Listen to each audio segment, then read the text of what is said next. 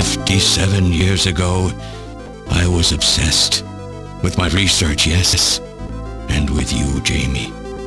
At the time, I was still young, having just graduated with my genetic engineering degree.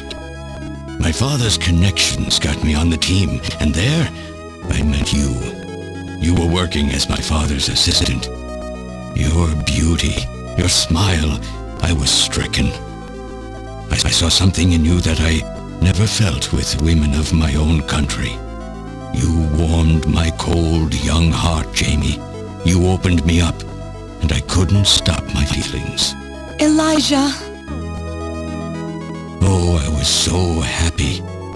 The political situation was crumbling around us, but every day was a joy. I gained my father's trust, and with you there watching over me, I was able to work as hard as I ever have on the project. However, my happiness did not last for long. Gillian, it was you. You showed up and all was ruined. You arrived and joined our project team.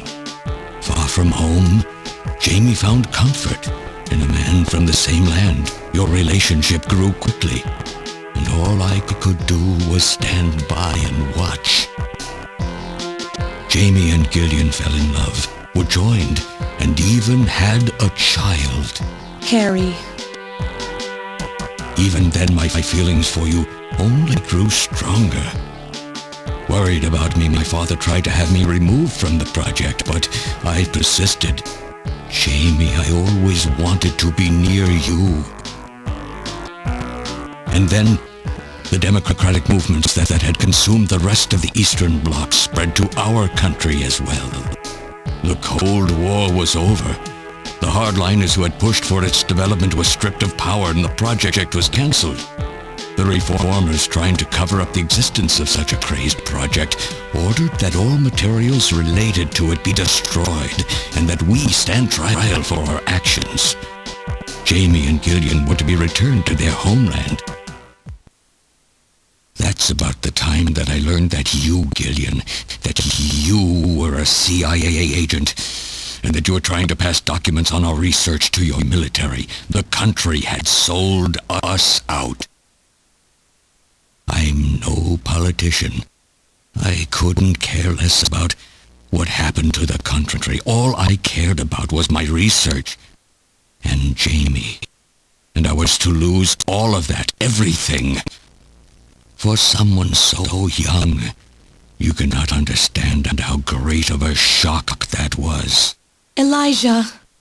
That is when I decided, I swore I would see that secret crazed project through to the end. At the time, the bioroids were 80% finished. The main part, their endostructure, was essentially completed. But we still were having trouble with the artificial skin, the area that Jamie and I were assigned to. We called it artificial skin, but there was of course no need to duplicate T lymphocytes, Langerhans cells, or endocrine cells. All we needed was keratinized cells and melanocytes to provide the pigment. With the artificial protein development techniques that we had in those days, full-scale synthetic cell development was very difficult. Research like this took months, years.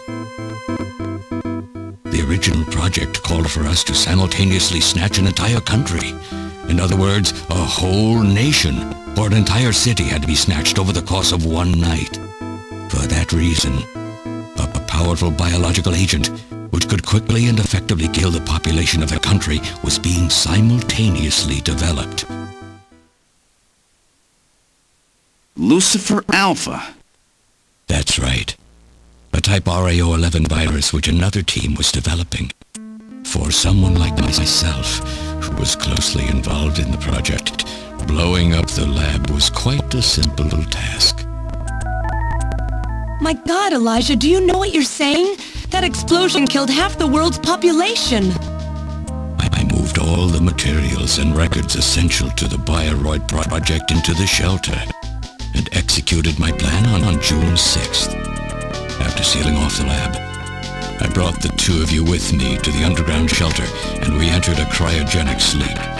But not before I programmed an atmospheric research satellite to transmit a wake signal when the danger from Lucifer Alpha had passed.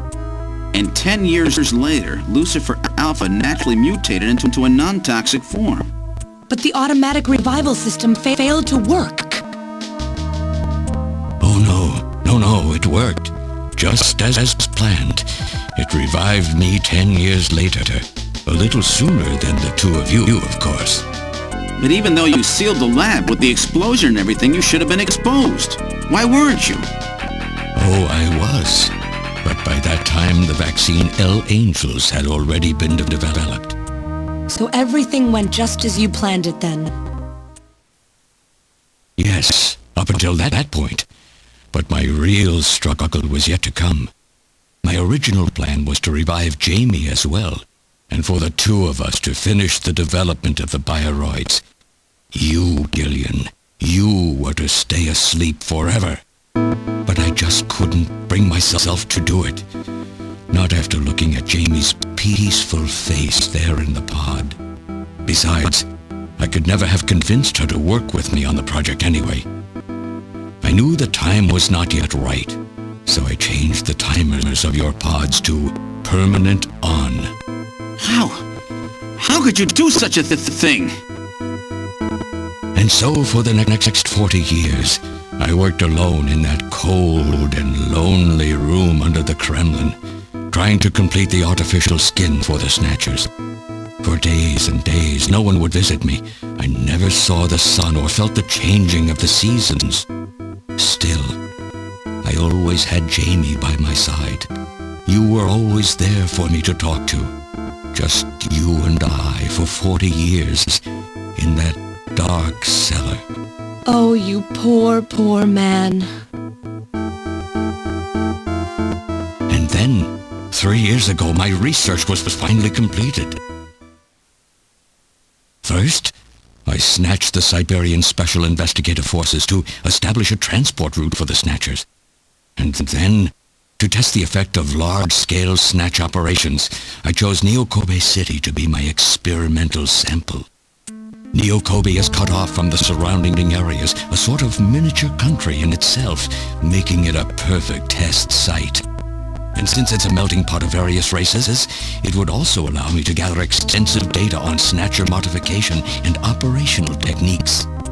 In addition, the element of suspicion or mistrust, which runs deep in Japanese culture, was another reason I chose this site. But your test revealed a critical flaw in your machine's artificial skin. Yes, quite unexpected, I'm afraid. All my research for 40 years. I gathered data and worked day and night to find a solution, but nothing seemed to work. So that's why you decided to bring Professor Modnar here, right? That's correct.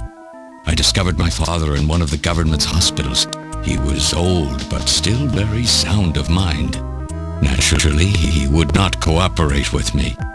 Of course not. He'd never become involved in something like that. So, unable to receive his assistance, I decided that I had to have yours. But a mistake on my part allowed both you and Gillian to be taken into custody by the authorities first. Just what are you trying to accomplish, Elijah? You must know you can never get Jamie back. I'm only interested in discovering what I can of the human animal. In the past, it was because of Jamie. My motive is different now. It sounds like you're just suffering from the wild arrogance that corrupts so many scientists. Humans are such weak creatures. No matter how much they trust one another, the tiniest speck of suspicion can destroy it all. Look at how the Snatcher problem has caused such wild unrest. No matter how much science advances or how high we set our ideals, we eventually begin to suspect each other, to hate each other, and then to kill each other. The Snatchers are nothing more than a tool for bringing out this reaction. I am simply using the Snatchers to elicit the true nature of the human animal.